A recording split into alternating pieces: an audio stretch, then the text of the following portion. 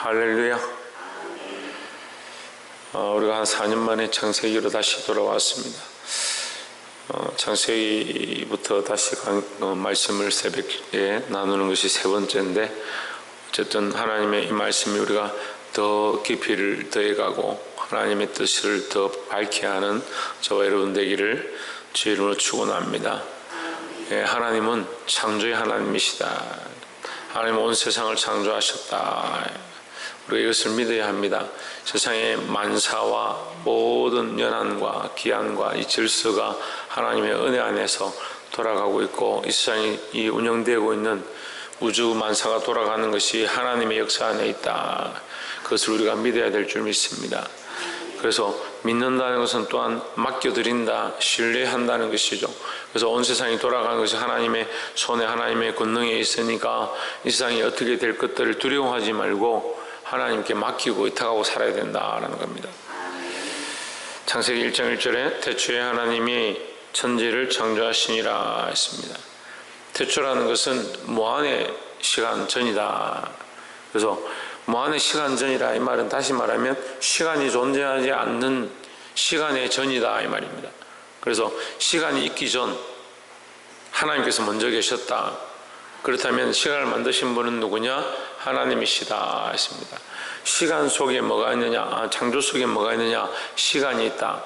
하나님께서 창조를 하심으로 첫째 날과 둘째 날이 나눠주고 해와 달이 생김으로 광명으로 말미암아 낮과 밤이 연한과 일시가 정해졌다. 그래서 창조 이전 태초는 연한과 시간이 없을 때, 그렇게 의미하면 됩니다. 그래서 연한과 시간이 없다는 말은 다시 말하면 질서도 없을 때, 그러니까 모든 것이 무질서할 때 하나님께서 천지를 창조하셨다.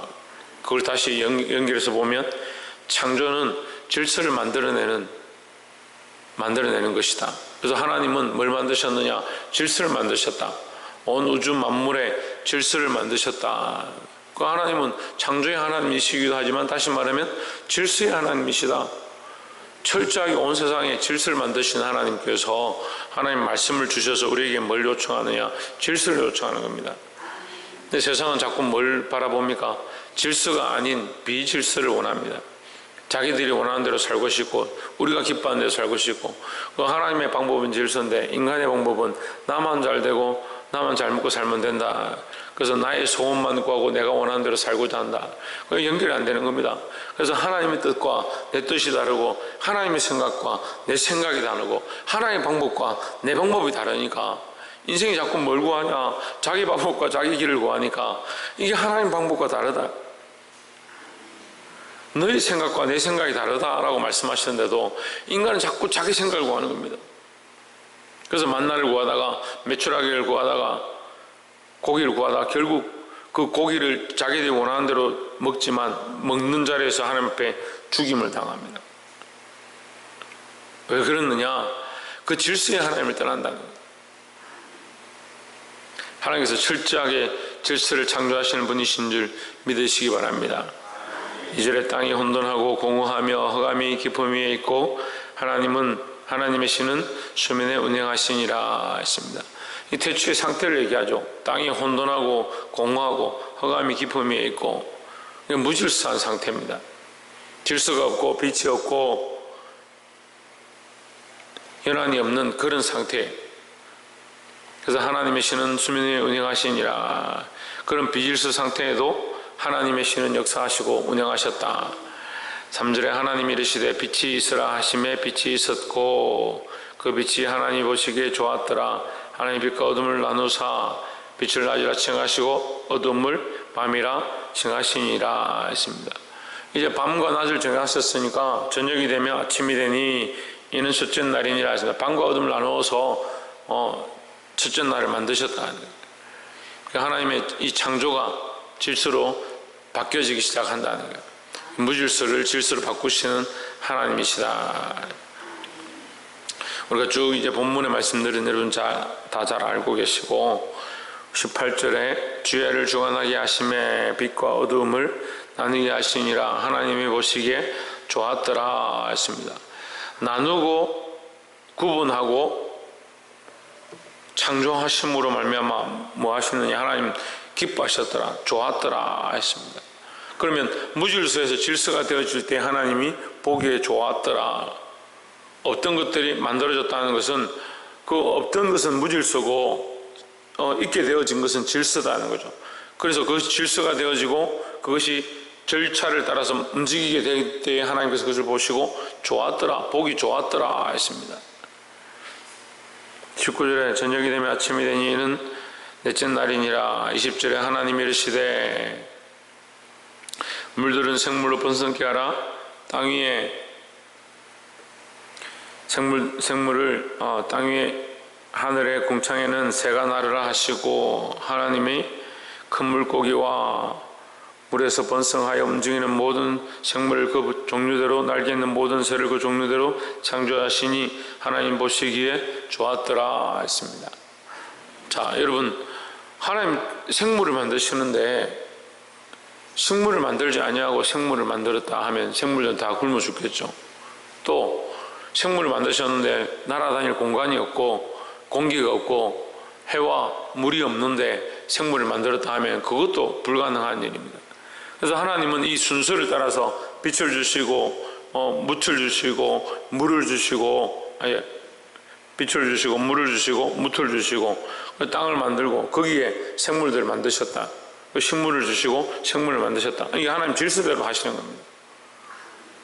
창조의 모든 논리가 결국 질서대로 되어지고 창조의 근원 자체가 뭐냐? 질서다라는 거죠.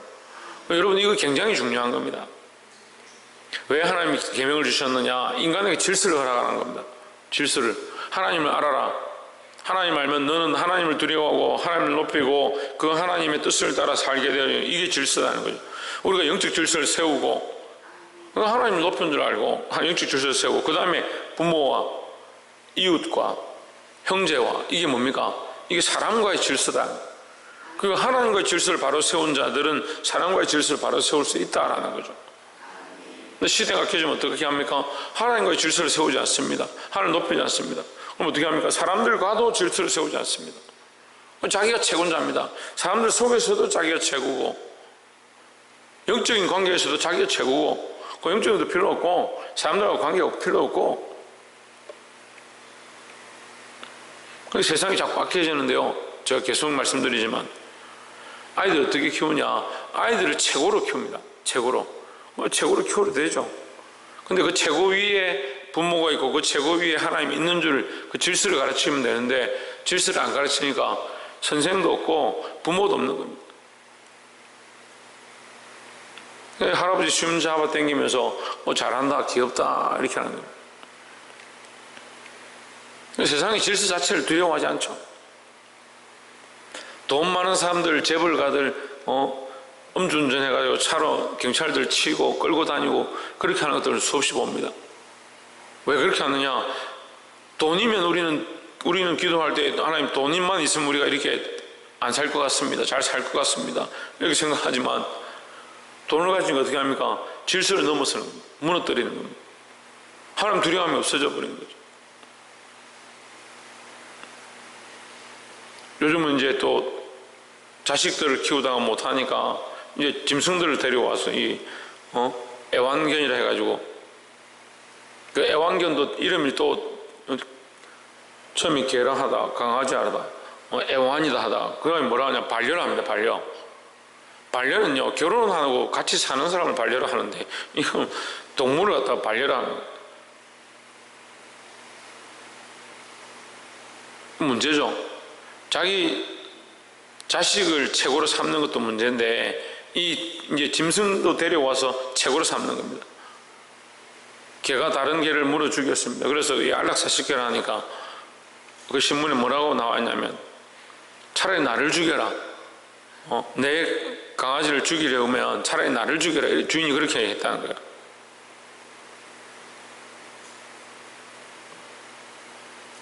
이게 질서를 모르는 거예요. 질서를 잠언서 말씀에 인간의 영혼은 죽으면 하나님께 올라가고 하늘로 올라가고 짐승은 그 혼이 인간은 영혼이고요, 짐승은 영이 없습니다. 그러니까 혼만 있는 거죠. 짐승도 생각하고 머리가 있는데 그게 혼이 있으니까 생각하죠. 동물은 다 혼이 있습니다. 그래서 혼만 있는 사람들이 있어요. 자기 생각만 하는 사람. 근데 우리는 영의 사람이에요. 영의 사람. 인간의 영혼은 하늘로 올라가고 짐승의 혼은 잠언서에 분명히 짐승의 혼은 땅으로 내려가느니라. 그래서 너희와 유업을 같이 할 수 없느니라. 분명히 그렇게 되어 있는데 자꾸 그런 데다가 소망을 두는 겁니다. 그게 뭐 하는 겁니까? 질서를 무너뜨리는 겁니다. 로마서 말씀해 보면 하나님 주신 것들을 따라서 써야 될 것들을 쓰는 데 쓰고, 거룩한 것을 거룩하게 쓰고, 아름다운 것을 아름다운 데 써야 되는데, 남자가 여자를 사랑하고 여자가 남자를 사랑하는 것이 당연한데 남자가 남자를 향하여 정욕이 부를 듯하고 라고 기록하고 있습니다. 질서가 이미 무너지는 거죠. 질서가. 이게 문제가 질서를 무너뜨리고 질서를 무너뜨린 질서를 바른 질서인 줄 착각하는 시대가 되어가는 게 말세의 징조입니다. 근데 그걸 옹호하고 그걸 쫓아가는 사람들이 있는 거예요. 하나님의 창조는 하나님께서 질서의 하나님이셔서 질서를 창조하셨고 창조하시는 그 모든 것들이 질서를 따라서 창조되었다라는 겁니다. 그럼 이 질서의 하나님의 말씀을 통해서 우리가 무엇을 또한 보아야 하느냐. 26절에 하나님이 이르시되 우리의 형상을 따라 우리의 모양대로 우리가 사람을 만들고 그로 바다의 고기와 공중의 새와 육축과 온 땅과 땅에 기는 모든 것을 다스리게 하자 했습니다. 하나님께서 사람을 만드셨는데 하나님의 형상을 따라 만드셨다. 그러면 사람은 어떻게 만들어졌느냐? 철저하게 질서대로 만들어졌다. 그러니까 이 사람만큼 질서가 갖춰져 있고 사람만큼 이렇게 아름답게 창조된 존재가 없다라는 거예요. 우리가 먹고 마시고 그냥 이렇게 흘러가는 것처럼 보이지만 인간만큼 이게 복잡한 존재가 없습니다. 의사들이 이 사람을 치료하고 연구하다 보면 너무 신기하다. 어떻게 인간이 이렇게 될 수 있느냐. 그렇게 할 만큼 인간이 복잡하고 다양한데 이게 질서가 있어서 딱 음식을 먹으면 이게 오장육부가 움직이고 소화가 되어지고. 그러면 인간이 뭘 하느냐? 그렇지 않습니다. 창조되어진 대로 그렇게 되는 거죠. 내가 결혼해서 아이를 낳는데 아이를 내가 만들었느냐? 만들지 않았습니다. 하지만 하나님의 질서를 따라서 그 아이가 만들어져서 창조되어서 나옵니다. 그거 하나님이 하신다는 거죠. 근데 이것이 부모의 형상을 닮습니다. 자식은 부모의 형상을 닮습니다. 내가 자식을 낳았는데 완전히 다른 짐승이 나왔다. 이러면 심각한 거죠. 세상에 온 세상에 엉망진창이 될 거 아닙니까? 우리가 자식을 낳는데 부모를 닮아서 똑같은 형상들이 태어나는 겁니다. 이 원리가 뭐냐? 하나님이 우리를 창조하실 때 하나님의 형상을 따라서 우리를 창조하셨기 때문에 우리가 누구를 닮았냐? 하나님을 닮았고 우리가 자식을 낳았는데 자식이 부모를 닮게 되어 있다는 거예요. 이 형상을 따라 태어나게 하는 것이 하나님의 원리다라는 거죠. 그럼 우리는 뭘 흘려야 되느냐? 육체의 모양을 따라서 자식을 낳기도 하지만 그 자식을 낳고 나서 보면 혼적인 모양을 담습니다. 생각하는 것이나 감정이나 가치관들이 담습니다. 근데 우리는 뭘 해야 됩니까? 그 아이들에게 영을 심어주는 겁니다. 바른 영을 심어주는 겁니다. 영은 이미 가지고 태어나죠. 하지만 우리가 영적인 것을 그 아이들에게 붓지 않으면 이게 잘못되어진다는 거죠. 세상은 자꾸 죄로 말미암아 무질서를 쫓아가고 하나님 없는 것처럼 자꾸 살아갑니다. 그들을 복음으로 살려서 전도해서 하나님 앞에 데려왔습니다. 뭘 해야 되냐? 그들에게 바른 질서를 심는 겁니다. 하나님이 영이시고 하나님이 신이시고 하나님이 가장 높은 주권자이심을 자꾸 가르쳐주고 바른 질서를 그들 영혼 속에 심어줘야 하는 겁니다. 그러니까 우리가 뭘 회복해야 되냐? 하나님의 이 형상을 회복해야 되는 겁니다. 하나님의 형상을 회복해서 내가 기뻐하는 것들을 흘리는 것이 아니고 하나님이 기뻐하시는 질서들을 우리 안에 흘려보내는 일들을 계속해야 된다는 거죠. 27절에 하나님이 자기 형상 곧 하나님의 형상대로 사람을 창조하시되 남자와 여자를 창조하시고 28절에 하나님이 그들에게 복을 주시며 그들에게 이르시되 생육하고 번성하여 땅에 충만하라. 땅을 정복하라. 바다의 고기와 공중의 새와 땅에 움직이는 모든 새를 다스리라 하시니라. 말씀을 맺겠습니다. 하나님께서 창조의 일을 하셨는데 인간에게 다스리는 일도 번성하는 일도 인간에게 맡겨주십니다. 그럼 인생은 이 세상을 다스리고 번성하게 하는 일들을 해야 합니다. 정복하는 일들을 해야 합니다. 근데 지금은 우리가 정복하는 것이 땅에 충만해서 번성하고 이게 다스리고 이제 그런 시대는 지났죠. 지금 물론 우리가 많은 자녀를 낳아서 그렇게 할 수 있으면 좋겠지만 그것 또한 이 육체의 한계가 있어서 자녀를 지금은 많이 낳아도 3명 이렇게밖에 낳지 못하는 시대가 되었습니다. 또한 우리가 나이가 들어서 더 이상 낳을 수 없는 그런 모양도 있습니다. 그러나 이것은 육체의 일에 대해서는 한계가 있습니다. 하지만 우리가 육체로 낳은 자녀들을 하나님 알게 하는 것, 하나님 앞에 하나님의 질서를 따라 살게 하는 것, 그러면 뭐합니까? 그들이 하나님 아는 자들로 세워진다는 거예요. 그러면 이게 이미 그들의 인생 가운데 하나님이 주권자 되시는 영역들이 생겨나는 게 이게 정복의 모양이라는 거죠. 그 이슬람도 많이 나와가지고 이 세상에 이슬람 믿는 자들을 번성케 하자 그렇게 얘기를 합니다. 근데 그건 좀 육체에 포함되는 부분이지만 우리는 영적으로 하나님 아는 것을 가르쳐서 하나님 아는 것이 흘러가게 해야 되고, 특별히 우리에게 주어진 영혼들, 세상에 하나님 알지 못했던 자들 하나님 앞으로 전도해 하고 또 주님 앞에 나와서 내게 맡겨진 아이들을 하나님 알게 하는 질서 가운데 세워가야 된다는 겁니다. 그것이 오늘날 우리에게 맡기신 사명이고 우리가 이 세상에서 해야 될 마지막 사명이다. 예수님께서 그래서 땅끝까지 이르러 내 증인이 되라, 땅끝까지 이르러 내 증인이 되라 하셨습니다. 땅을 정복하는 것, 땅끝까지 이르러 예수님의 증인이 되는 것, 이것이 연결되어집니다. 상통합니다. 그래서 우리가 하나님의 창조의 질서를 보고 하나님께서 질서대로 창조하셨구나, 하나님의 형상을 따라 우리를 창조하셨구나, 그럼 질서가 계속 흘러오는 겁니다. 우리 또한 이 질서를 세워서 많은 영혼에게 하나님 되심을, 그리스도의 구원자 되심을 전하고 진리 가운데 이끌 수 있는 저와 여러분 되기를 주의 이름으로 축원합니다. 기도하겠습니다.